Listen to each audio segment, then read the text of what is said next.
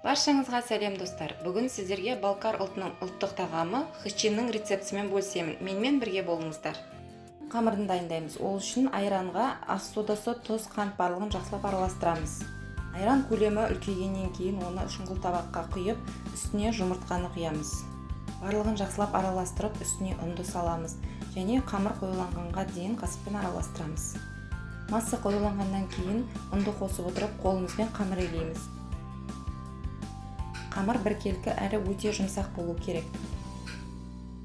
Қамырды целлофан пакетке салып 30 минуттай тоңазытқышқа қоямыз. Салмасын дайындау үшін суға қайнаған картоп пен ірімшікті ірі үкіштен өткіземіз. Және оған тұз, қалауымшы аскөкті қосып, барлығын жақсылап араластырамыз. Қамырды массасы бірдей болатындай етіп 10 бөлікке бөлеміз.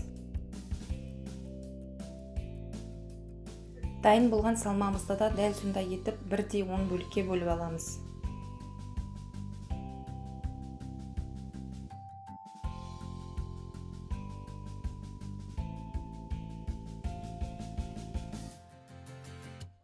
Дайын тұрған қамырларды оқтаумен кішкене жайып, ортасына салмамызды саламыз. Және қамырдың шеттерін қапшық сияқты етіп ораймыз.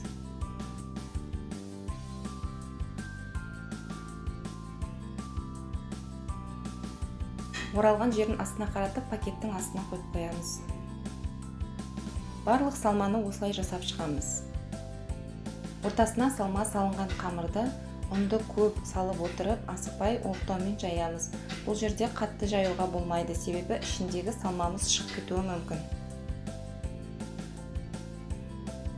Дайын болған хычиндарды екі жағынан қызартып, құрғақ табада қуырамыз.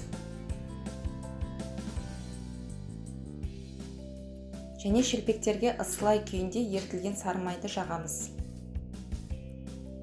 Шелпектің барлығын пісіргеннен кейін жылылай күйінде бетін жауып қоямыз. 10-15 минуттан кейін қақпағын ашып, кесіп столға ұсына беруге болады. Астарыңыз дәмді болсын. Видео ұнаса лайк басып, пікір жазуды ұмытпаңыздар. Сау болыңыздар.